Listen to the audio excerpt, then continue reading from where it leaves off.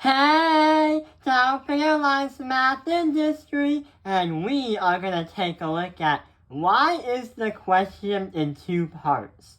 So what we're going to do is take a look at an SAT problem and see why the question is in two parts. Get it? Because the letter Y is there? So, here is the problem right over here. The first thing you might think about is what the question is, and immediately rush to try to solve the problem. So find the positive value of x. So right over here, we have 55 divided by x plus 6 equals x. And you might start to rush and think, let's try to actually solve that by doing all this writing. But the crazy thing is, this problem could actually be solved in just 10 seconds. On the SAT, they have a Desmos calculator where you can actually put the equation into a graph, and since we're trying to find x, we can find out what x is by finding the coordinate. For example, since we have x, and since these two are equal to each other, where this as a whole is equal to that as a whole, we can now say that we can assign both of these values to the letter y because they equal each other. So that's why these questions are in two parts. Get it? So y equals 55 over x plus 6, and on the other side, y equals x. So on a Desmos calculator or a graphing calculator, you would want to find and insert these two into the Desmos. So when we found the two coordinates, we had -11 and 5. So those are our two answers, but wait. It said find the positive value of x. So out of these two numbers, which one's positive? Yeah.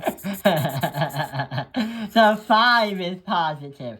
So sometimes SAT questions will only want some of the information, but not all. And other times, I'm actually surprised that this is an SAT question, because all you had to do was actually literally put this into the Desmos calculator and let the Desmos do the work for you.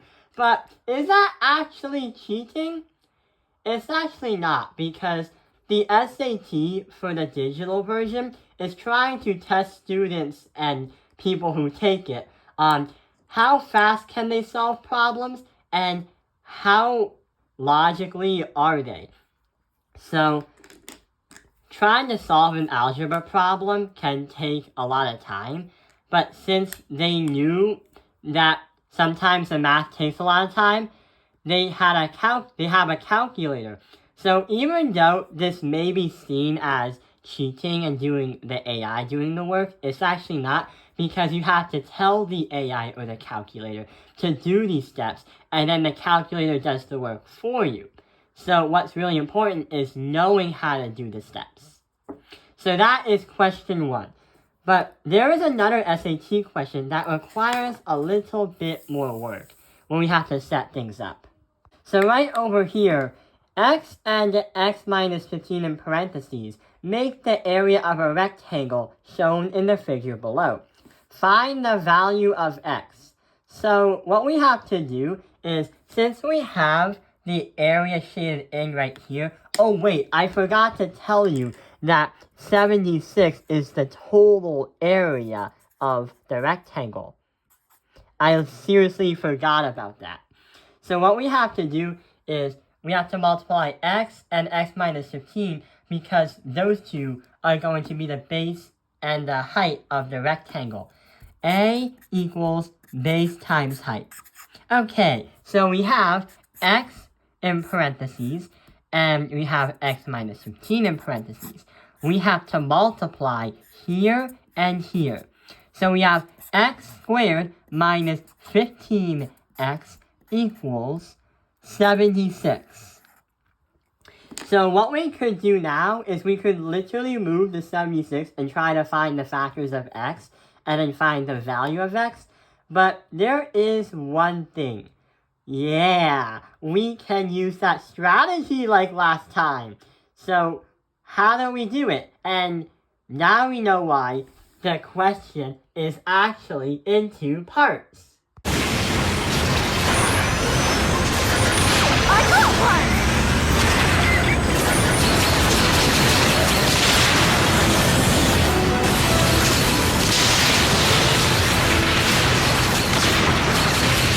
Take care of those missiles, will you?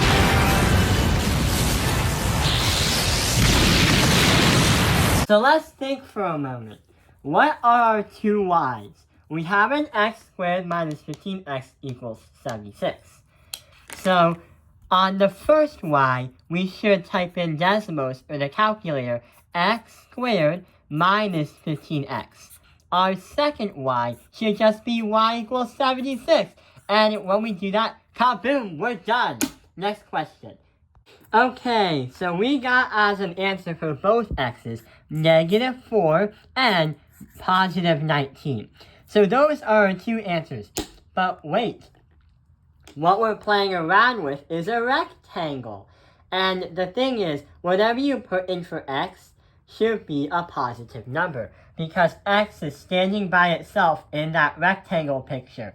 So which one is the positive number? Yeah, the 19 is the positive number. Because imagine your math teacher is like, okay, from your finger to another finger, show 10 inches. Okay, then show -10 inches. What? You can't do that. It makes no sense. It doesn't make sense to have a negative number in geometry, because then the piece or whatever you're playing around it with wouldn't actually exist. That's all of them. I think we're in the clear.